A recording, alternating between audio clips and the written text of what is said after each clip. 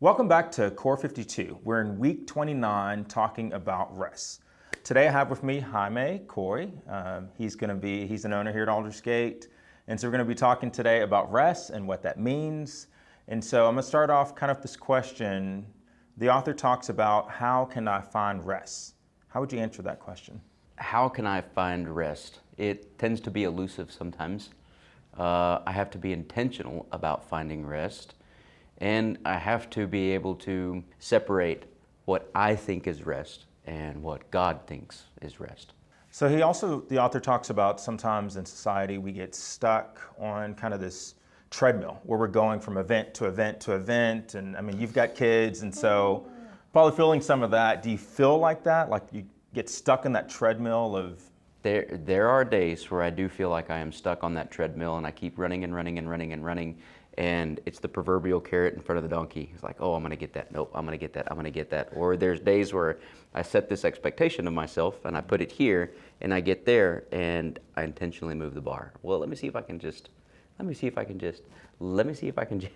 there's only so much, let me see if I can just put out there. Yeah, it's amazing. We can get stuck just in those cycles, Yeah. and then we're trying to figure out how do we get out of it. Right. How do you stop the treadmill and stop just running in the same place over and over?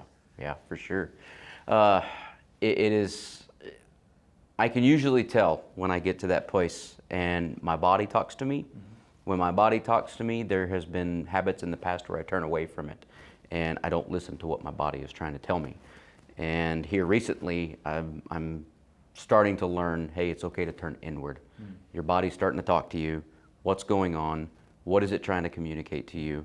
And I'm a pretty good figure outer of my body saying, hey, it's time to rest. That's good. So when you're getting to that place, do you feel like when you're overworking, what other things are you seeing? Do you see your productivity slipping?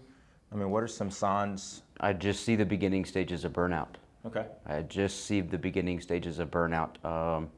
The work that I do can be emotionally taxing. It could be, and it's also physically taxing. I don't move around a lot, but what I know about the body, what I know about the mind and health like that, they get tired really, really quick. So when I get to that point, I have to be intentional about shutting it down. I have to be intentional about shutting it down, because if I don't shut it down, if I realize that I'm in the beginning parts of burnout, I can do one of two things. I can keep going until it gets really, really bad, or I can be intentional about stopping and saying, okay, I need a break. I don't want one, but I need one. Yeah. So the author talks about kind of this concept of Sabbath. And so talks about what is, explains Sabbath and what it looks like in the Bible, what it looks like for the people of Israel and for Jews. How would you explain Sabbath? How would you explain this concept? Total rest, just total rest. And in my world, that looks like vegging out and watching PGA golf. And then not long after laying down, it's PGA golf watching me. Because I'm out. Sabbath looks like, not doing chores around the house, not doing stuff that I could do that's considered work on Monday through Saturday. I know at my home I'm thinking about mowing the lawn. Try to get that done like on Saturdays. Yeah. So I do not want to do it on Sundays. There's just something about refreshing about coming to the building, seeing everybody. Getting prepared for the week, but also going home and saying, it's okay to take a nap. It used to not be that way. I was used to blowing and going from the minute I woke up on Monday all the way till I went to bed on the next Sunday. Yeah. Recently, Sandy and I have been doing, one way that we get rest is that we bought kayaks.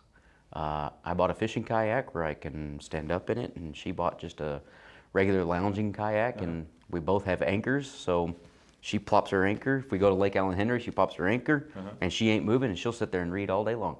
That's cool. And I'll sit and I'll float around her and fish until I catch nothing. Yeah. But that's what Sabbath looks like to us. It usually is either, take a nap or spending time outside. All right, so here's a fun one.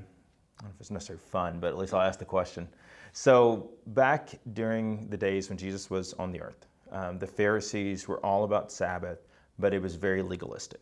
And so it was, you can't work. I mean, the author gives the example of if you had 3 acorns, it'd be considered work if you carried all 3 of them. So you have to eat one of them first, so you only can carry one with each hand. Yeah. You know, and just same thing with tying your shoes. You know, you could do it with one hand, it wasn't considered work. If you had to use both hands, it was work. So how do you observe Sabbath without it becoming legalistic?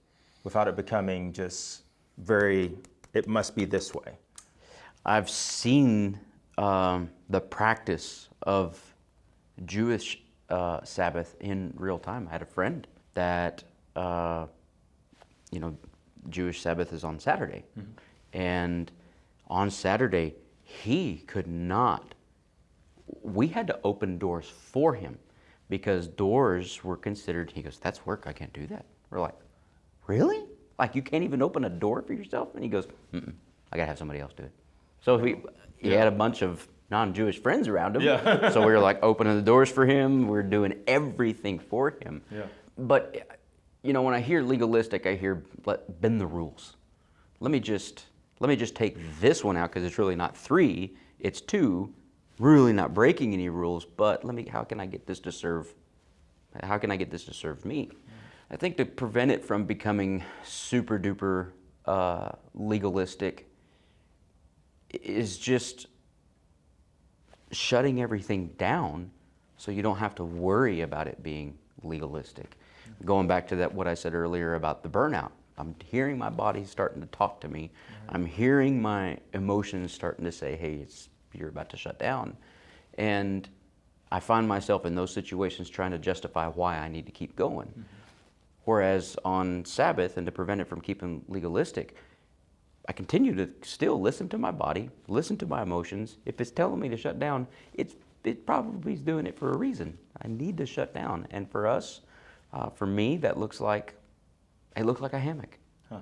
It looks like a kayak. It looks like reading a book.